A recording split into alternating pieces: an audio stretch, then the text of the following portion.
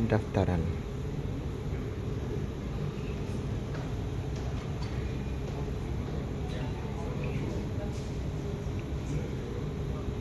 Today's conference on the Lean Factory 2023. My name is Mr. Santana and my colleague Ganesh. We will be here to assist you if you need any administrative assistance. Before I hand over the first session, so please allow me to highlight some administrative details. We will have 2 tea breaks, one at 10:30 a.m. and the experience of being employed in a few different countries. He possesses a new market to turning things around rapidly. In a nutshell, in Samsung Malaysia, his dominance through our market share sensing. As a team, they are escalating market share, especially in the premium sector, for his first presentation. Thank you. Enjoy your day.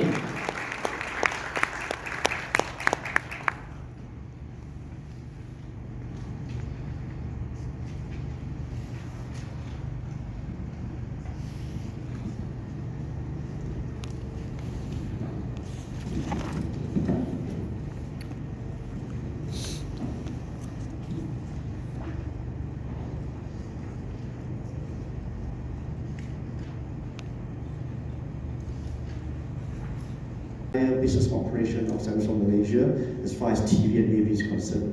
So if you have any necessity for TV, please remember me, yeah? Well, I have to do a little bit of marketing, right? All right. But today I'm not representing Samsung. You know, I thank the organization Zenit to actually have me here. How can they grow up? How can they improve? And suddenly, due to some escalating so-called internal human capital system in some organizations, suddenly maybe the older generations has retired and they're looking to bring the company forward. And that's very dangerous, yeah?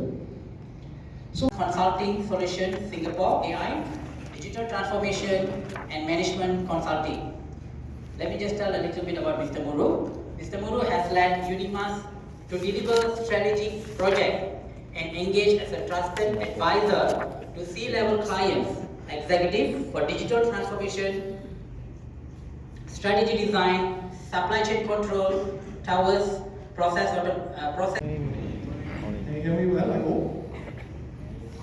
Okay, studied about point of production system and all that, and they started talking about this. Right? It became very famous. Intended for. Okay, so be aware of that. A lot of the raw materials or finished good stocks for the future period. Okay, brilliant question. Right. So see, predictive analytics works on one, how you train the system. Right? Obviously, it leverages on your historical data and all that, but you also have your future plans. Right? Either you have organization On the operations team to find excuse. If the perceptions or predictions are accurate, then it becomes he has to answer. Why? Good, very good. So good point you made. So yeah, that's a good. I don't see a question there, but yeah, that's exactly a point. Yeah, I'm just trying to put the practical aspect. Maybe people can also ask from your view, and what he said is exactly correct. In FMCG industry, this is very much important. And let me tell you, the carrying cost of inventory is very, very high nowadays. The interest rate has gone from 0.9% to 7.2%. Means it will have one more hike is pending. So the USD rate is 7% plus. So you can understand the sort of weightage it has on the consumers, because no manufacturers will take it, they'll pass it on to customers. So every day inventory carrying is very important, including data of course. But these tools actually help. It's very useful. Muruganand, for your beautiful presentation. We'll break for a coffee break now. We'll assemble again at 10:45. Thank you. Thank you. Thank you.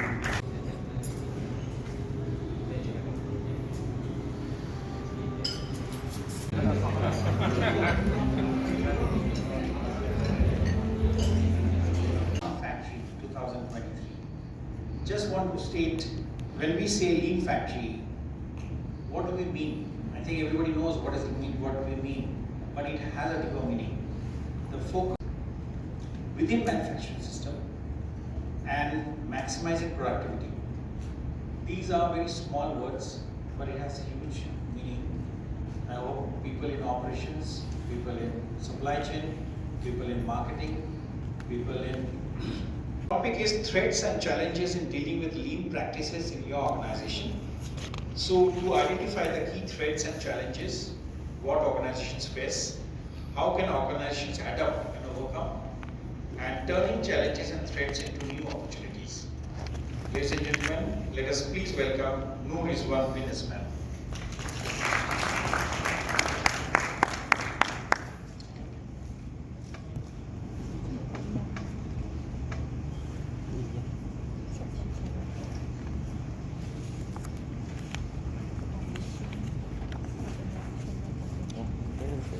So, ladies and gentlemen, in 2006, there's a well-known university has studied about the animal of rabbits towards to the lean manufacturing. Over 3,000 of companies for the case study, about 1,500 companies already improved their cost efficiency by 38%. So, and then now it's become a transformation of our lean manufacturing nowadays towards the rabbit culture. I just made up the story. So, welcome to all for participating. I provide a lot of templates, but unfortunately the employee doesn't want to do. Yeah, the employee doesn't show any interest. The employee doesn't want to really to put the effort towards the lean manufacturing. So this one that we will touch today. And then the next one also is pretty common in all organizations. Everybody is busy. Yeah, I'm busy to do this, I don't have time to do the Kaizen, I don't have time for anything because everybody have their own priority. So we don't have any specific, centralized direction, from.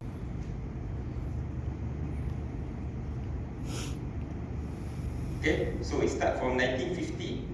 So you can see that how's the pit stop. Because pit stop is always create the delay during your racing, right? Because it's something that you cannot go away.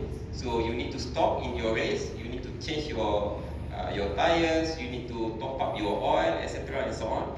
And that is creating a lot of loss. And then people during that time always see this one as a trap. Yeah, because everybody in the racing so need to face this kind of things. So it's a common thing when you do the racing. Yeah. So it will take, I think it's about 60 seconds, yeah, to change the two front tires and just put one, I would say 1 gallon or something in the Formula 1. Yeah. So this one.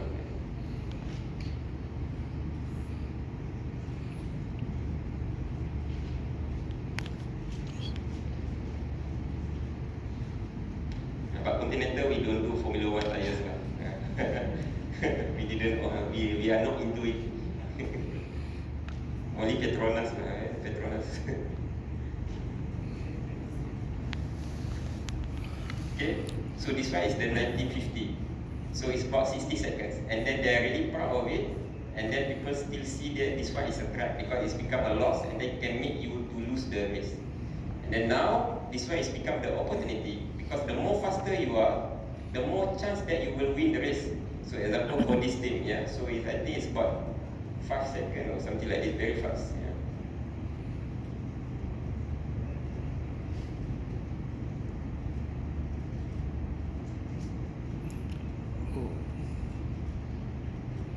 Yeah, yeah, so it's become the opportunity already because maybe the other people doesn't achieve this kind of number. So now everybody is competing the time of the pit stop.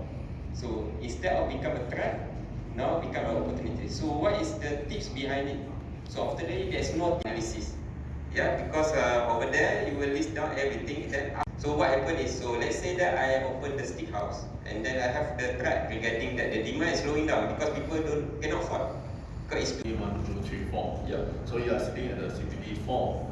So how do you ensure that CPD 1, the message actually still oily and pass to the CPD 4? Okay, understood. Because there are still so many levels, they will go into filter, like you go to the engineer level, they will like, I want to show to you that I want to filter something nice, then you go to your site. Yeah. Then how do you still ensure CPD 1? The message is passed. Okay, very good. Yeah. So give applause to the. Okay, so regarding the transparency, right? Because the escalation level from the operator, maybe it was different, and then when it comes to CPT4, everything was fine. Like the operator said the machine had problem, and then go to CPT2, the machine has some potential. Step number 5, if I'm not mistaken, you actually mentioned about the execution, which is step 5, and you talk about the umbrella projects. You have 8 umbrella projects for Yes. CBD4, Yeah. as well as also 8 for CBD2. Yes. Right. So you go back to the can you flash back to on the metrics just now? So yeah, okay. So you have, if you look at the column 3 umbrella project list. So do you actually put all the 16 projects in that? Or you actually split the 8 projects for the CBD4 into the umbrella project list and another 4 into the CBD Hoshin, which is actually in your column 6 there. Okay. If it's not, then what is actually content that you put into the CBD Hoshin? Okay, very good. Thank you. He has 23 years of experience in business process engineering, process improvement, optimization and digitization, and continuous improvement in manufacturing. He has also experience in IT, banking, pharmacy, education, oil sector. As a senior master black belt, he has led lean projects and has trained and coached more than 750 Lean Sigma practitioners and 1500 improvement projects for the last 16 years. As a passionate continuous improvement practitioner, he has led and facilitated numerous business transformation, process re-engineering, digitization, improvement and optimization. He has a value creation of more than 10 billion USD of cost savings, very interesting, and cash generation, and contributed to more than 300K of man-hour savings. Ladies and gentlemen, please welcome Mr. Farooq Raza Babu.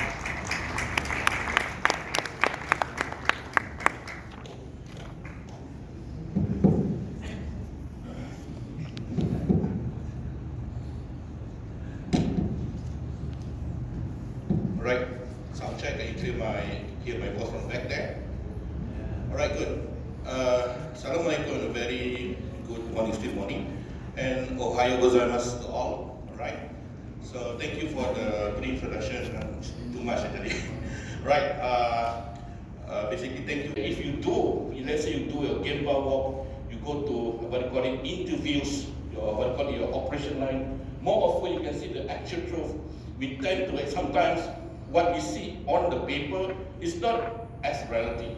And the fact that number 2, the waiting time, cycle time, number 3, all the relevant process information, and also number 4, how does the information flow through the system? Okay, that's number 1. And number 2, then let me share here. We need to understand what are the benefits of doing BSI. We need to first understand the WIIFM, or what's in it for me. Communities in Singapore, Indonesia, and Southeast Asian region. He is basically from Bank of Singapore, Asia's global private bank. Please welcome Fadil Rashid.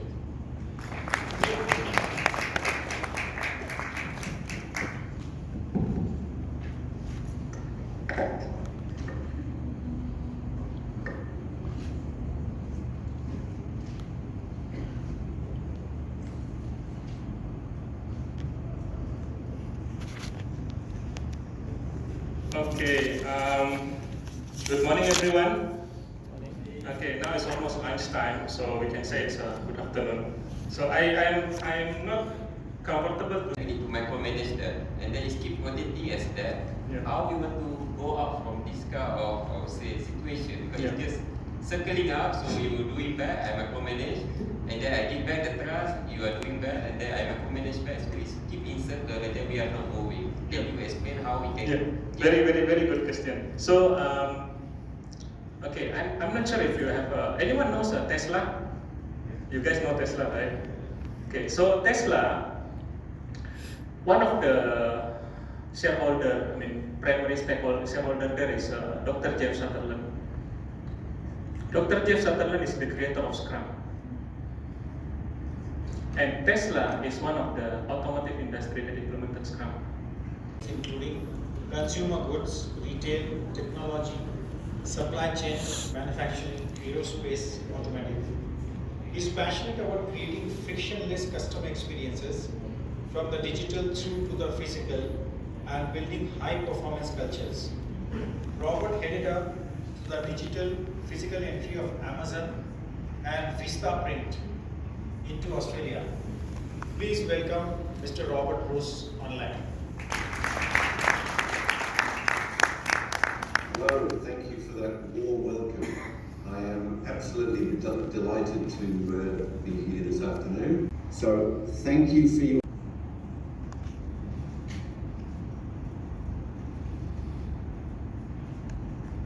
Matthew.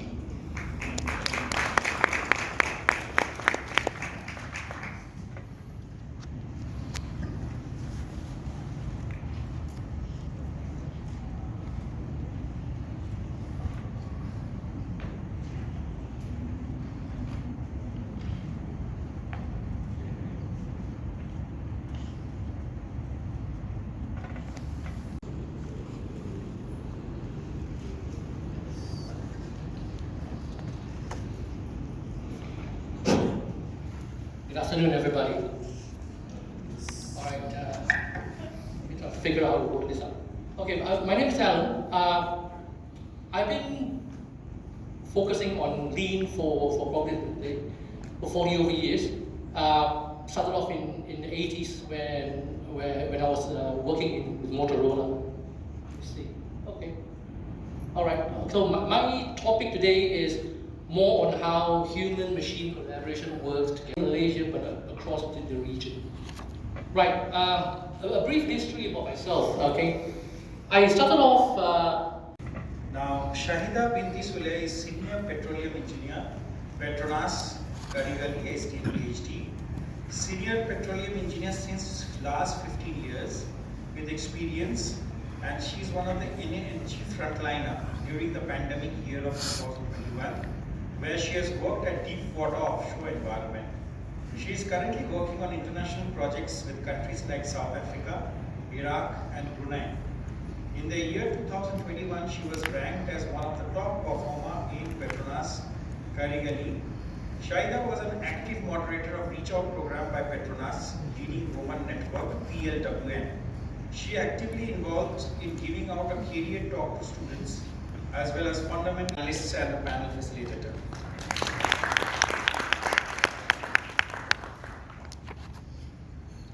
Assalamualaikum, very good afternoon everyone. Thank you for attending this panel session entitled Lean in Different Industry, Lesson from Diverse Manufacturing Sectors. I am Shahida Sule, Petroleum Engineer from Petronas Karigali. So it is my pleasure today to be a moderator for this panel discussion. So a bit about the format for today's panel discussion. I will start with some introduction of each of the panelists today. For the first round, I will ask a question for each of the panelists, and the second round, I will ask an open question to all the panelists so that we can discuss the topic and get different view from them. So I hope this session will be an interactive session. As along the panel discussion, we're going to have 2 times of Q&A session. One will be in the middle, perhaps after the second round, and another one will be at the end of the discussion. So surely this will be based on the subject to the time that we have. So to start with, let me first introduce our panelists. The first panelist, Dato' Adam Yee-Hin-Hu.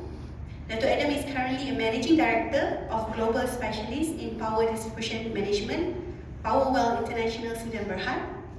And he also one of the board members for the Malaysia-German Chamber of Commerce, MGCC, as well as subcommittee members for construction and development for Malaysia-China Business Council, MCBC. In Powerwell company, Dato' Adam has set a sustainable growth vision for the group within the next 5 years, dubbed as a Vision 2028, focusing on operational excellence, profitable growth, as well as innovation and sustainability. Welcome to the panel session, Dato' Adam.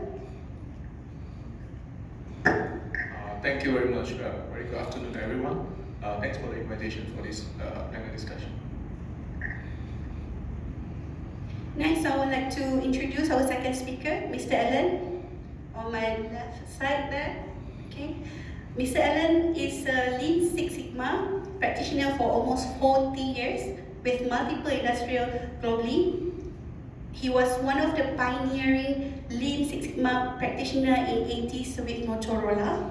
He continued to develop the skill when to be part of the team that established Six Sigma program for the International Computer Assembler in Texas, USA, and coach their practitioner in USA and Asia. So during his tenure as a global quality director for UK-based tobacco manufacturer, he designed and implemented a Lean Six Sigma program for the company worldwide, resulting in over 50 black belts and numerous green belts, who later went to lead operator manufacturing, maintenance role in the respective countries like Europe, America, and I would like to introduce Mr. Fadli Rashad in the middle. Mr. Fadli is a Teal Agility Enterprise Agility Coach at Bank of Singapore, Asia Global Private Bank. So Mr. Fadli is very passionate about the agile way of working since 2001. He is an agile coach, certified expert in enterprise coach from AC Agile, certified leadership circle coach, and the leadership circle TLC, and personal agility recognized ambassador.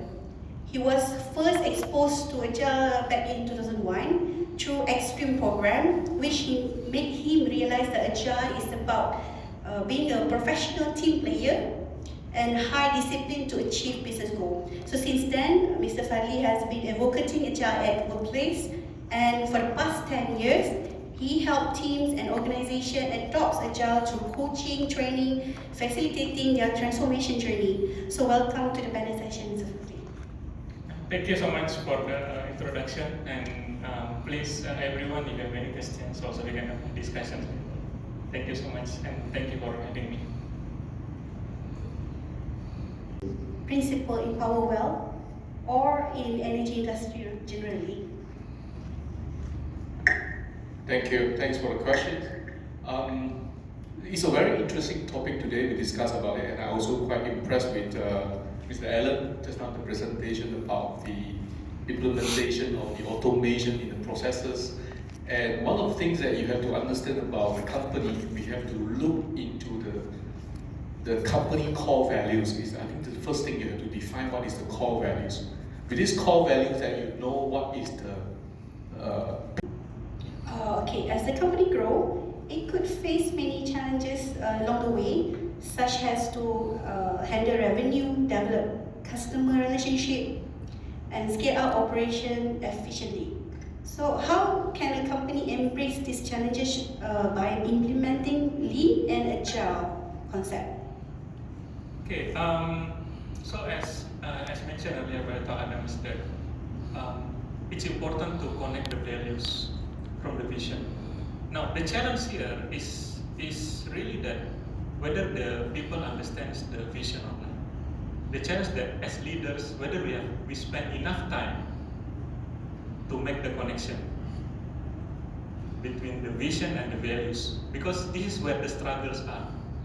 So it's not that the people doesn't want to help to improve the bottom line of the organization, but if the leaders are not spending enough time to make the connection here, then they will also don't feel, why should I make a connection?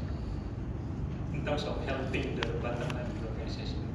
So the very first question usually we should we ask ourselves, right? Is that true innovation? So yeah, that's basically my piece. Thank you. To Mr. Allen, please share with us some example of different manufacturing industry that start implementing concept. Thank you. I can think of three. Firstly, we have an organization that is fully manual, right? And when you have that, which is the easiest to implement lean anyway, because you have all people, and there has to be synergy. Synergy in a whole organization. Everybody knows the goal that they're going for, and the off tension comes about, the disparity comes about. That's the first one. When you move up the food chain to the next level, you have the semi-automated organizations. Semi-automated organizations, you are looking at organizations where competency becomes more critical. In an organization where competency becomes more critical, that's where we talk about ability to appreciate machines. How do they collaborate with machines? How do they look at machines from the context of TPM, RCM? Half the time, when we talk TPM, we have an annual preventive maintenance schedule. But how many times do we follow this? Yes, and at the same time using technology to apply lean or agile concept. So, any one of you want to answer this? Okay, so maybe I would like to add on that. So, as Mr. Allen mentioned earlier, there are challenges to adoption of this. So we call this as resistance. In any transformation, there is always resistance because not everyone wants to get the buy-in. Okay. Now, so one thing to overcome these challenges is that we need to get the buy-in. So usually how we approach this is the organization see Industry 4.0. How does the organization see Industry 4.0 being actively involved in their organizational operations? So that's the starting point. From that point onwards, then you can actually look at, do a value stream. Digitalizations. In 2015, I already started to do promotion at that time, to promote the Industry 4.0. We talk about importance to prepare ourselves, what will be the rising topics, what will be the changes going to happen in our industry, especially in the manufacturing industry. You look at the Industry 4.0 when it started in 5, 6, 7 years ago, and very much in Europe is happening. It started used in manufacturing, lean. If we are looking at the context of people, then lean becomes very effective. If we're looking at the context of product budget, then there is a question, if you want to quantify all the benefits in financial terms, which is little difficult but mostly can be done, what is the target? So many companies have started doing this. Some call it project improvement, some call it improvement projects. Various. Like the audience to take away from this session, what would that be? Maybe Mr. Allen want to start first? If there's one word, trust. I would go with trust. Because at the end of the day, we are working with people.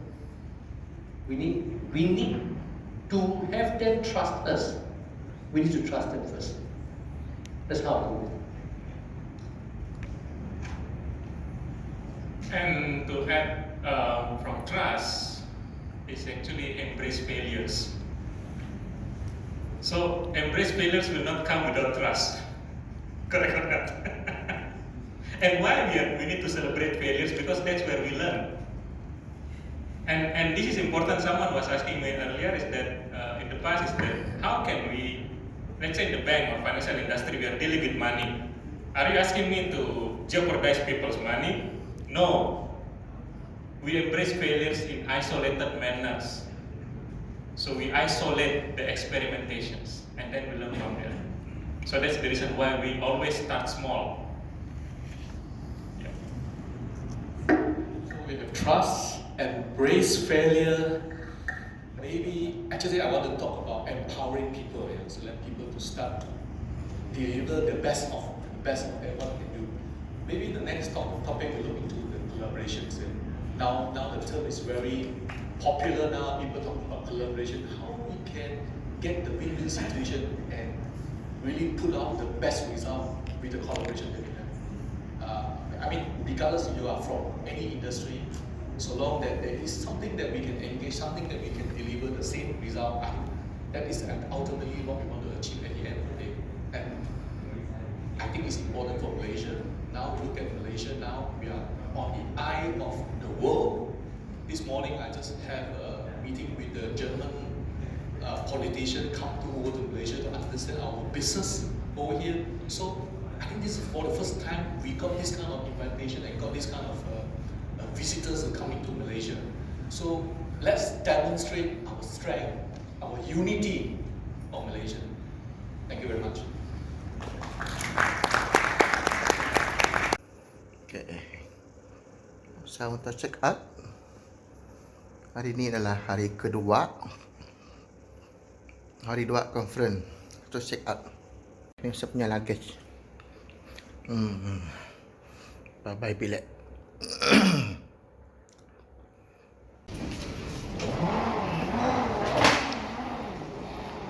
Check up.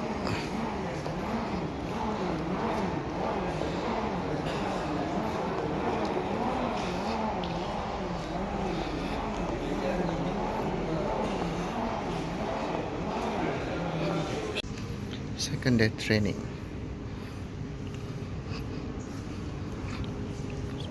Breakfast lagi. Ini registration.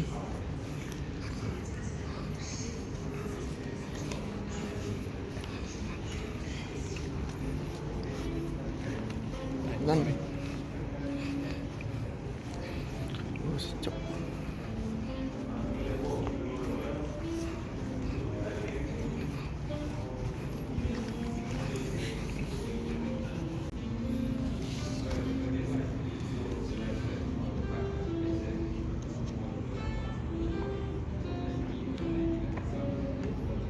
So sorry to interrupt your networking session. We're going to start. So everybody kindly be seated. Okay. So good morning to all of you and welcome back again to Lean Factory Day 2. I hope you all had a good rest yesterday and a very insightful feedback and intakes. As a senior leader or CEO, he has successfully led over 25 business facility transformation in several industries including consumer goods, manufacturing, energy utilities, automotive, safety products, professional services, and test services across Asia, Australia, and Europe. Okay, with that, let's hear from him. Thank you very much.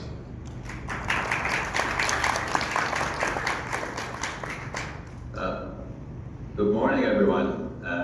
Sorry I can't be in KL, one of my favorite cities in the world, although I always tend to go a little bit crazy on the food there when I do visit. So today I have a presentation which I'll try and get on the screen now. This is the moment of truth.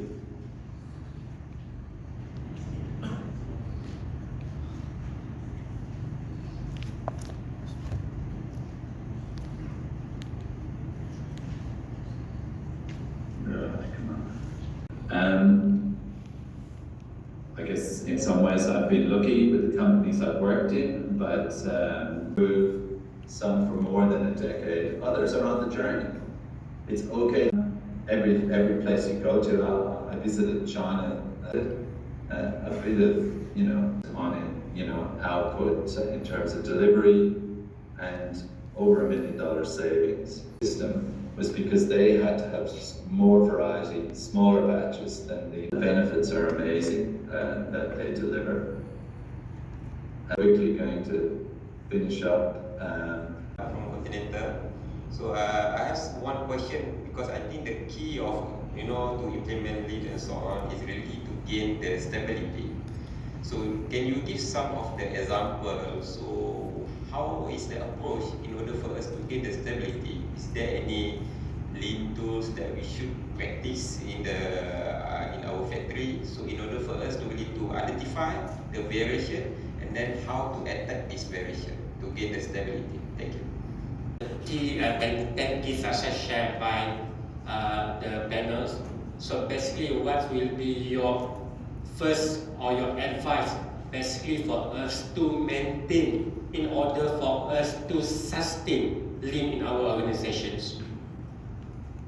Right. So I think you've got to address all the culture elements, all the elements in the 10 elements, but sustaining really comes down to how well you've created that framework for the people and whether they have the skills. So always a continuous improvement leader with a great expertise and in-depth knowledge of Lean Six Sigma operational landscape to significantly increase the company revenue and improve manufacturing efficiency, adapt to bridging manufacturing performance gaps to develop front end. With that, I would like to invite Mr. Ramesh Munusamy to give his speech.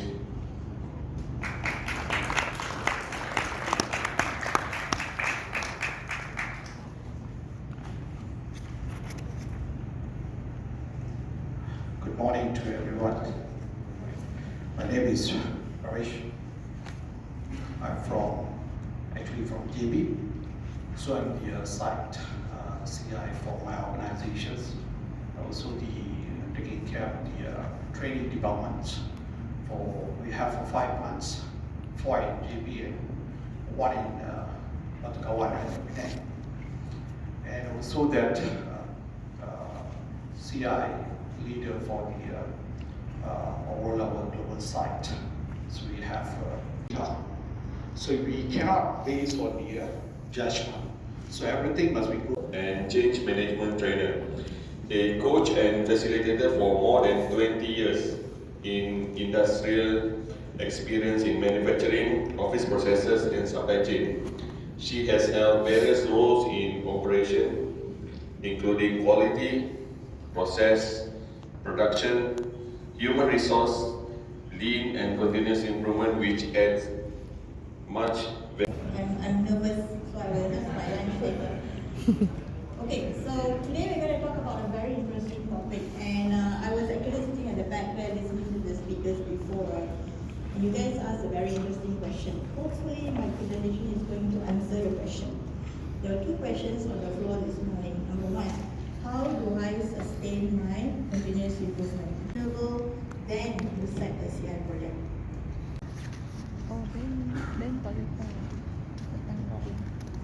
He has 13 years working experience in the manufacturing sector, industrial engineering and production management in manufacturing. Engineered in a well-organized business organization in order to help the firm by designing sequence of operation and workflow so as to improve efficiency in company's plant and production facility and also profit maximization.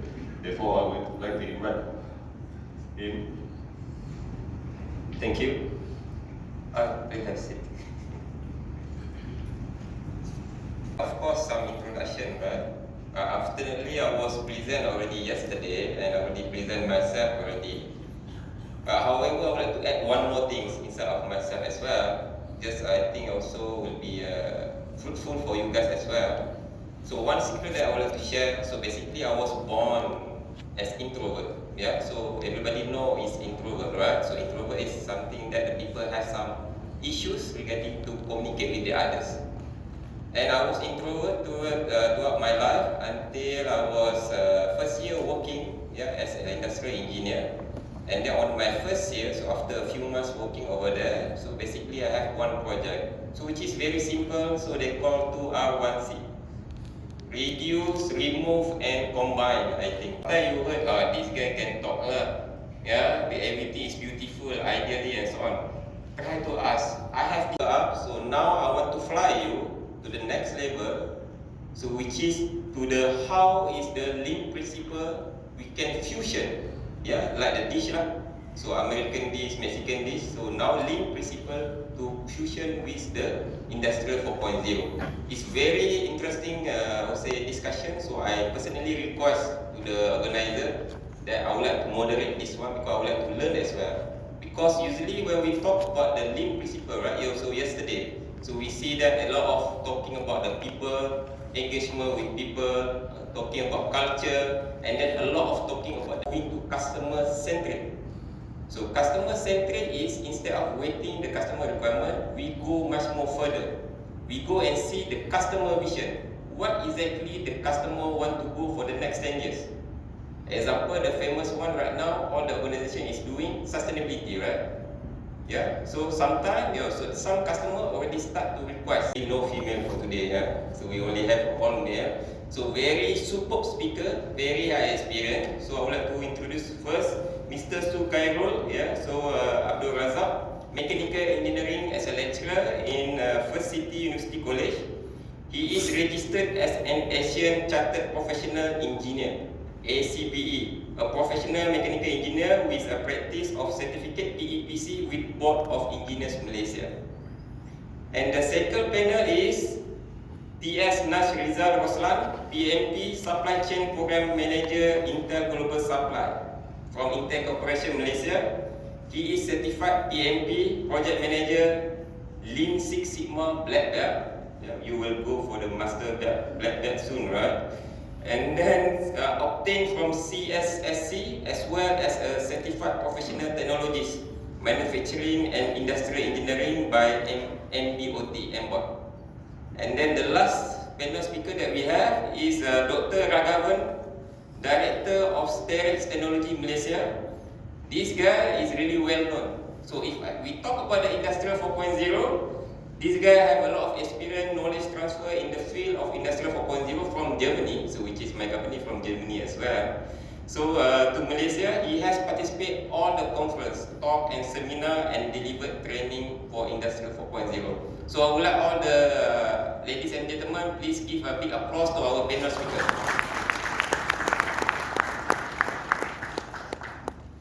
Thank you for the question, but I think the reason, first of all, we talk about the reason of Industry 4.0 implementation is definitely the value.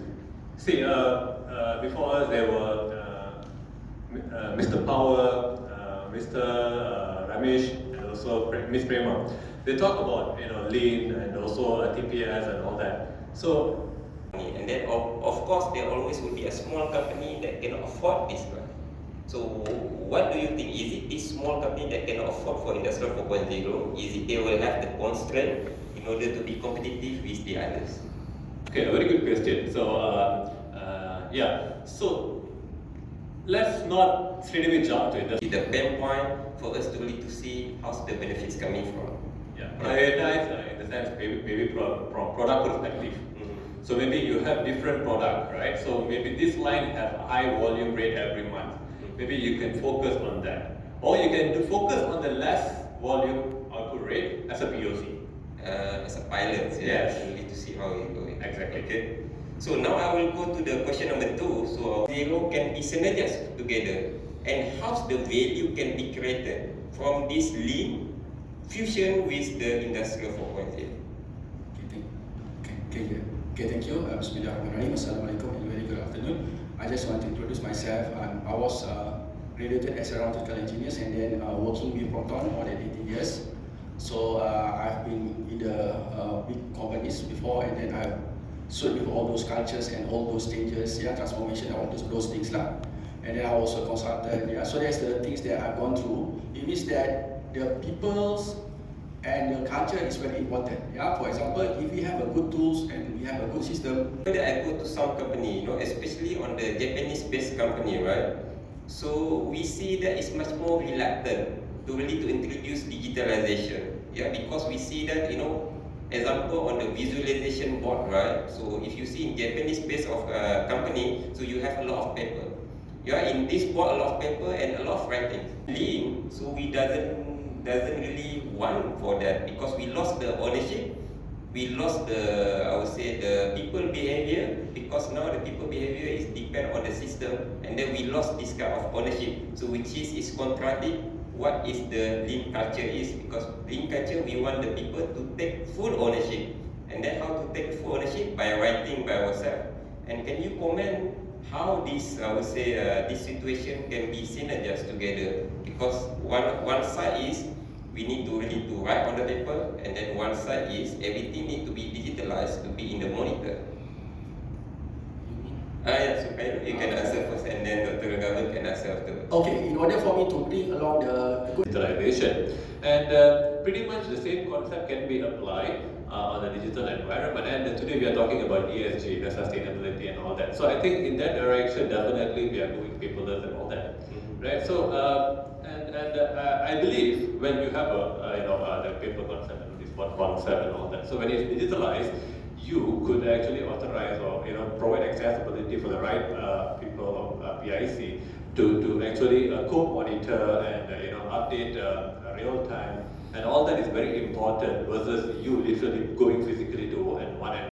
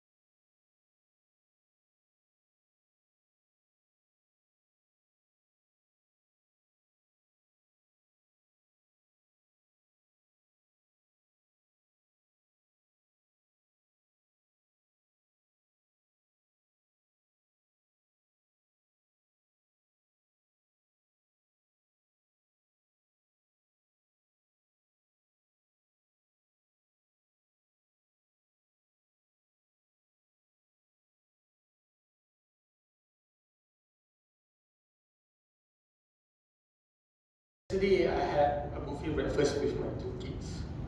I told them, jangan basi makanan, do not waste food. And then immediately the younger one looked at me and said, macam lean ke David? Is it like lean? So maybe because I've talked about lean so much recently. But this is lean, where you bring things in your life and how you approach things, right? And of course in our professional context, lean comes with guiding principles that we have been through yesterday and today. We have these identifying values, mapping value streams, established pull systems. Problem become, operator could not see the balance of the material inside the workstations. And it becomes so obvious, we have lines stop just because not enough screws or not enough O-ring in the line. So it's an unnecessary stop to a very highly advanced production line. So, but we realize the stations come with automatic sensors, barcode readers, and advanced data analytic dependent, right? That happened. Systems sometimes could have glitch in between, and you create problems. But then there's also create opportunity. A lot of the new industry is coming in, and that now it's become a big problem to us regarding the shortages of the labor. Yeah, because for the industrial 4.0, so we talked yesterday, you need to have high competency, a lot of upskilling, you need to really to have the growth mindset in order for us to really to able implement it successfully for industrial 4.0. Now I would like to ask the question to Mr. Sukairul. Shortages, skilled people and fluctuation issue is expanding globally from time to time. And at the same time, it's pre-required. Because the students need to go for intern. After that, they need to go back to the university for the final semester. I believe that is not appropriate. It means that it's actually better the student, and then after he go for intern, and then they can start work in the industry. That's the things lah. Because I compare with IT student, they directly after intern they go to the industry. But for engineering, for example, they need to go back to university and then waiting for another semester, and then after that need to be employed. So that's the thing need to be improved lah. That's all. To get your HR up to date with the new trend and needs of our new young generation. Yeah, because sometimes even though that our HR, usually HR manager is a bit old, etc. and so on. So age is not the measurement. The only thing is all the HR need to be up to date already. What is the new needs of our young generation? And then if you notice now, even though Malaysia is not coming fully yet, but you see in the other country, money is not the number one that I want to work. I move out from the company is not that due to I get promotion, due to I get more salary. Very small company, I cannot invest and so on. It's not something that can say that your company cannot be success.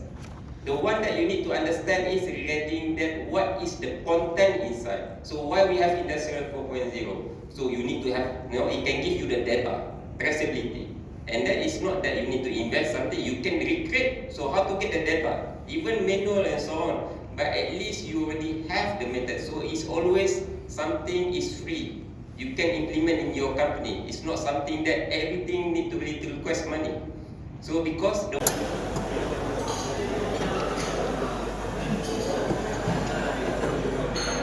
even Japan. Who's been, hands up, who's been to Japan before? Anybody in the room?